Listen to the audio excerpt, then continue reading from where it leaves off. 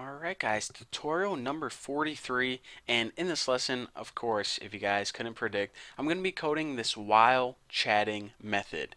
Now what this method does is now that we waited for a connection, we're connected to someone in our streams or pathways to connect to them and they can connect to us are set up.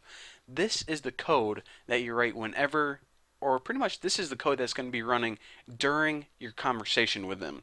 So I'll just put like during the uh okay, wow, messing up already. That's freaking great. During the chat conversation. So again, what we did is we named this private void while chatting, and this is going to throw an IO exception. Alright, so the first thing we want to do is we want to give a prompt that says, okay, you are now connected, you can now start the conversation. So let's go ahead and code a simple variable, string message equals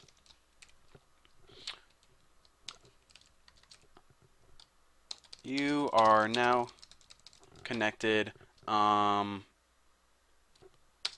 I don't know. I guess that's good for now. Okay, it says you are now connected. So now what we want to do is to display this on the screen, we actually have to call the method that we didn't create yet. Send message, and all this does is it sends it so it displays on the screen message. So now once you're connected and you can start typing, says okay, you are now connected, just a prompt on the screen. So the next thing we need to do is we need to change able to type, which is another method we have to create, equal to true. So remember, like I told you guys before, right up in our constructor, we disabled the user's ability to type, set editable false when they were not connected to someone else. Well, now, obviously, this method is only going to be called while chatting when you are connected to someone else. So it would probably be a good idea to let the user type, or else this program would be kind of a waste.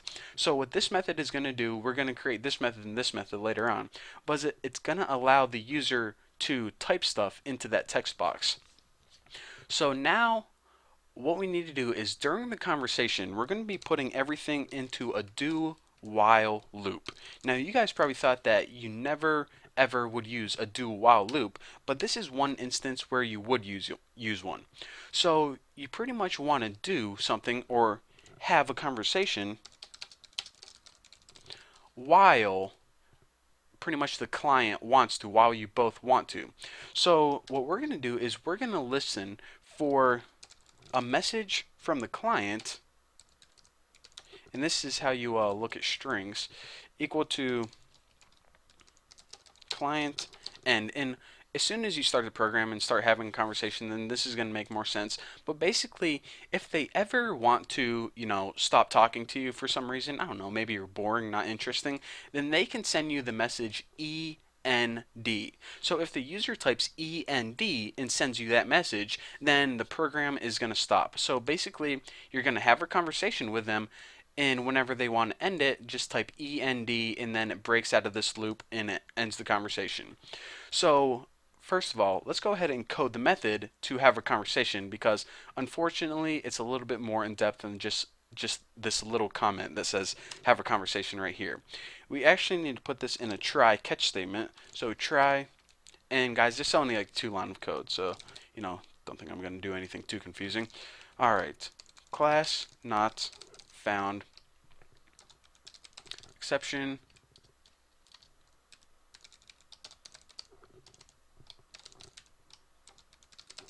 class not found exception. That's why I freaking hate catch statements, because I usually have typos in all of them. And now I just want to show a message, and hopefully we will never see this message. So show message, and we'll just put like something, I don't know, new line. I don't know, WTF that user sent. So basically, whenever they send us some information, it's going to be an object, which is, hopefully going to be a string. But if they send some weird, I don't know, maybe some weird object that we can't understand, then it's not going to be able to find the class. It's not going to understand what that object is, and it's not going to be able to show it as a string. But anyways, hopefully we should never see this unless the user, tries to hack us or something. So what we're going to do first is we want to get whatever message that they sent. And guys, like I said, 100% of the time it's going to be a string, something like "Hey dude" or like "What's up," something like that. So they're going to type something normal into their stream, and the stream we want to treat it as a string. So of course, the what we want to read from them, we're just going to store in the variable message, and we'll set this equal to a string. And let me go ahead and type this first, and I'll explain it to you guys. Input read object. There we go. Already typed for me. So again, remember, I'll start from the inside and work my way out. The input is the stream or the socket where they can send stuff to us, where we have things coming in. So again, the things that I'm talking about is their message that they typed. So whenever they send you something, what we're going to do is it views it as an object, such as, you can have objects of a bunch of different classes. Hopefully their message is a string. So what we're going to do is basically read whatever message they typed, whatever message is coming into us, and make sure that it's a string, and then we're going to store it in the variable message. So now this variable message is hopefully equal to something like "Hey Bucky, what's up?" or "What are you doing tonight?" So now all we have to do, guys, easiest thing ever, is to show this or display it to us. So show message. And every message is good if you ever, typed on Facebook or something. Every message is on a new line. So just go ahead and put new line first, and that'll make sure that it's on a new line and it doesn't look like one long message plus message.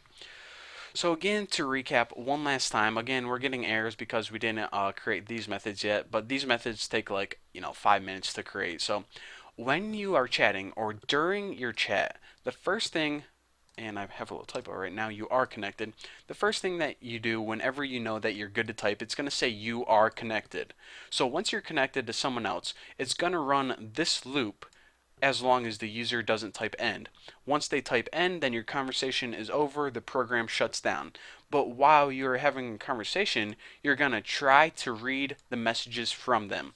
As soon as it reads a message from them, it's going to display on your screen on a new line, because every message that you send or they send should be on a new line. Now, if they send something stupid, or if we mess something up that, maybe they're sending an object that we can't convert to a string for some reason, this little message should pop up, says, "I don't know, WTF, that user sent." And that should be a T. And hopefully we will never see this, but again, with a try, have to have a catch, so there you go.